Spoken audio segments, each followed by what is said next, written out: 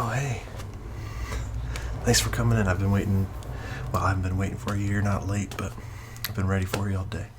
So, I hear your issue is that you're having a couple different problems, and you could tell me a little bit more about this. I'm just going to tell you what I heard from a colleague. But headaches, trouble sleeping, things like that, some neurological problems, just really affecting everyday life, your ability to have an enjoyable experience in life. So, tell me a little bit more about that. Yeah. Yeah, I've had the same problem. It's actually what got me into this, doing this kind of stuff, and I really enjoy it. It's not too difficult to do, non-invasive, but we'll go through a couple tests today just to kind of figure some stuff out. I'm going to take some notes here, but started the page. Oops, that was full too. Okay. All right, that page was gone.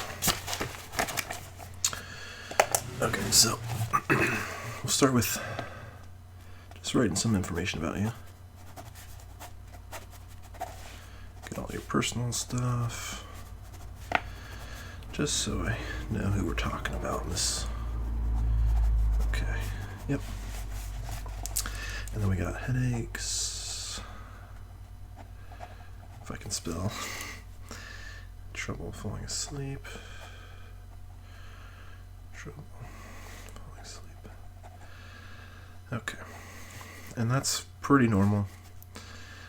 Unfortunately, with all the technology that we have these days, it is getting more difficult for people to fall asleep. So, any other issues besides that? Right. Okay. Yeah, and I think we'll be able to take care of all that. So, we're gonna do a couple tests here. Okay.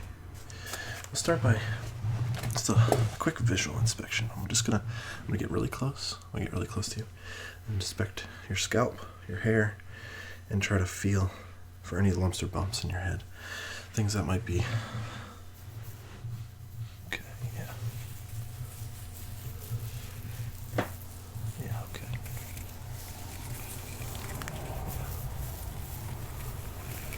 Okay.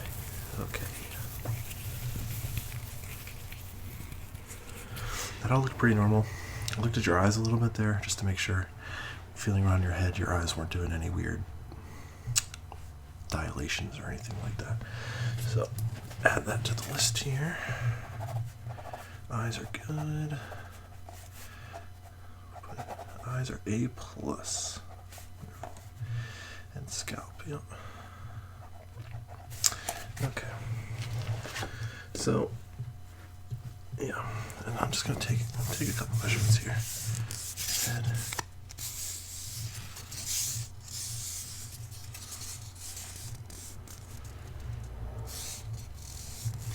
And your head's about 22 centimeters here. Yeah, that would be 22. That would be like right here, like what's wrong with my ruler? But yeah, so give you a perspective of 22. You're talking like from the end here, look up these holes in the, kind of throw me off. Sorry. Here, I'll do it this way. There you go, so you can see.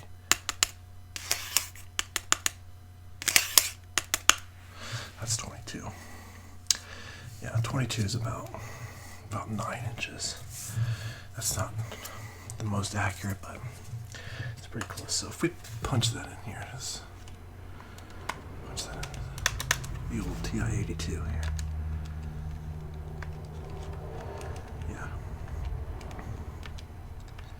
Yeah. Yep. Now that all checks out. I'm gonna write those numbers down.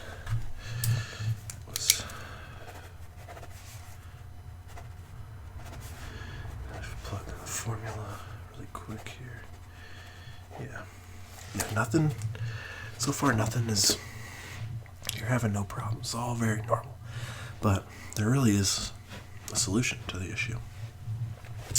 And I'll get into that in a second here. But I'm just gonna keep feeling your scalp a little bit, just to make sure I'm getting in the right spot here, okay? Yeah. Yeah, I think yours is right. Can you feel where I'm touching your head right there? That's where your tingle gland is. It's right there. Yeah. And so this is a pretty common problem that people have. And I'll try to explain it to you in layman's terms, because it is a really complex system in your head. But a lot of people, their tingle gland will just slightly shift. It just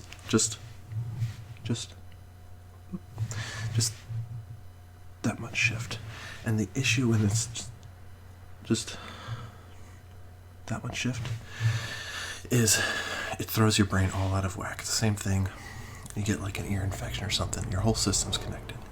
So it just throws everything off just slightly. You might get dizzy, things like that. So when your tingle gland goes off just a little bit, you start getting headaches. You start being able to not fall asleep, or waking up in the night, not sleeping through the night, things like that. Or even you're not even able to experience that stimulation. That's why a lot of people aren't actually even able to get tingles. And it's really unfortunate, but there is a very easy solution, non-invasive. It's considered a surgery, but it's not an open brain surgery or anything like that. Very easy procedure. And the way that it works, so you have my pen over here. Here's you. You have a little flat head there. It's your scalp. Your eyeball here. Here's your eyeball. You look out there. Tingle gland lays up here. It's the top right side, right there. So when that tingle gland just goes a little bit off, stops being able to send signals down through your brain, those tingle signals. And as you know, in the back of your head, you have your pen's dying. But your brain stem's back here.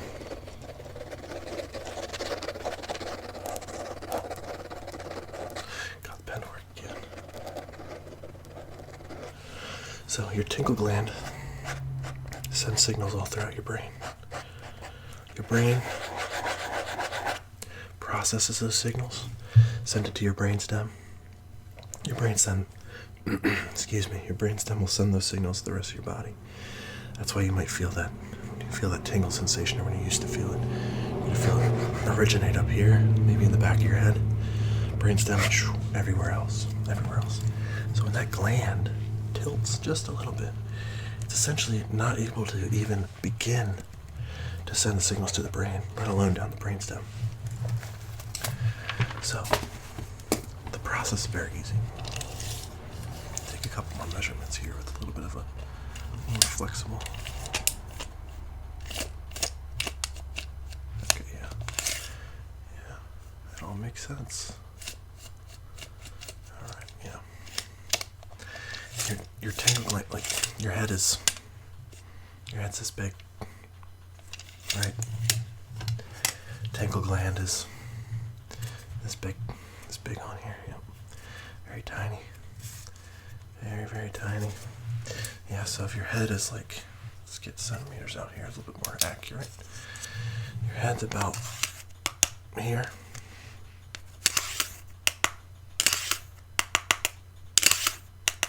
Tingle gland's only right there. Actually, see this first hole here? That hole is from here to there is tingle gland size. It's custom ruler there. But so I keep telling you I'm going to tell you how it's fixed, but I haven't explained that yet. So really easy procedure. Very, very common. You're going to hear it and you're going to say, that's not easy, that's crazy, so invasive. But hear me out. It's very normal. So back to our drawing. You have your eyeball. Obviously, here's your eyeball. Under your eye is your nose. Pen stopped working.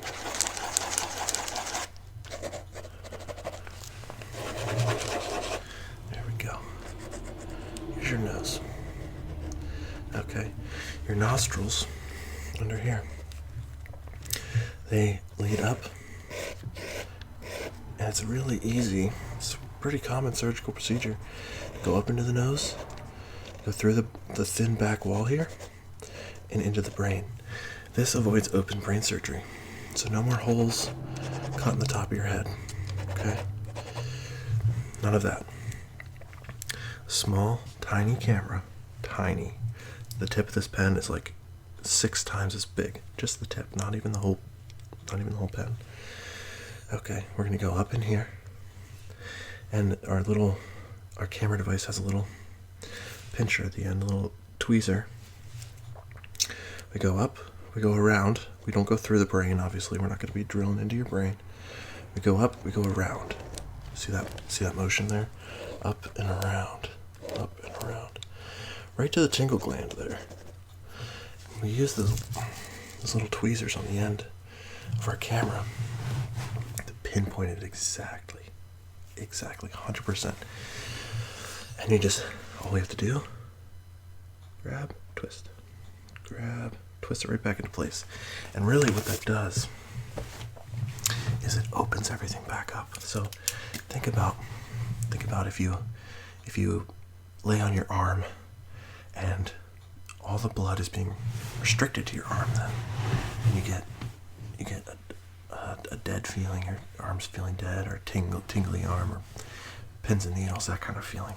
So it's the same thing when your tingle gland just goes off, I'm just talking just a little bit. It just pinches off all those nerves so that they can't transmit. So all we need to do is go in there, tiny bump, the tiniest. I'm trying to make it clear that's just tiny. It's tiny movement, and boom, like that, everything is going to open up. Everything. I'm talking. Everything's going to open up. And I know this because I had this procedure on me. No damage to my nose, no damage to my brain, no hole in my head. And it was really easy. It's about 30 minutes. Obviously, you're knocked out the whole time. Up through the nose, around, tingle gland, bam, little tiny, bam. All right, and back to normal. And you're gonna start getting tingles right away. You're gonna lose those headaches. Those aren't gonna come as frequently. You're still gonna get a normal amount of headaches, maybe one a month, not one a day, not a couple a day. No crazy migraines, things like that. And when it comes to sleep, unless there's another compounding issue, sleep is going to be wonderful. It's going to be perfect. It's like you're sleeping on a brand new mattress that's already been broken in, and an expensive one at that. So that's the procedure. Obviously, I'm going to give you some time to think about it before you give me your final go-ahead. But this is going to clear up a lot of your issues, and you're not going to really have any problems left, okay? All right. So I'll just write my final couple notes down here. Go back to my note page. All right. Final notes. We explained everything. Do you have any questions about that while I'm writing this down? Yeah, so the recovery time depends on which part of the recovery. So recovery from the actual surgery, obviously you're awake. It says about a half an hour. You're awake within an hour or two. You'll stay in that room for not even the rest of the day. You'll be able to walk out on your own power, everything like that within, say, 2-3 hours of waking up. And then when you're at home, things will start to go back to normal. You'll start feeling good. And essentially every residual symptom of the surgery, we're not cutting anything, every residual symptom, whether that's a running nose from the procedure or anything like that, should be gone within 2 weeks. And those extra symptoms you're going to be feeling, those are going to be nothing compared to what the relief is going to feel like from that tingle gland up there. All right, any other questions? Awesome, okay. All right, so yeah, get back to me on that, and let me know within the next couple days whether you want to go ahead. I have plenty of time in the schedule, so we can get you in pretty quickly once you decide, and then we can just get you right back to normal. All right, you have a good day. Thanks.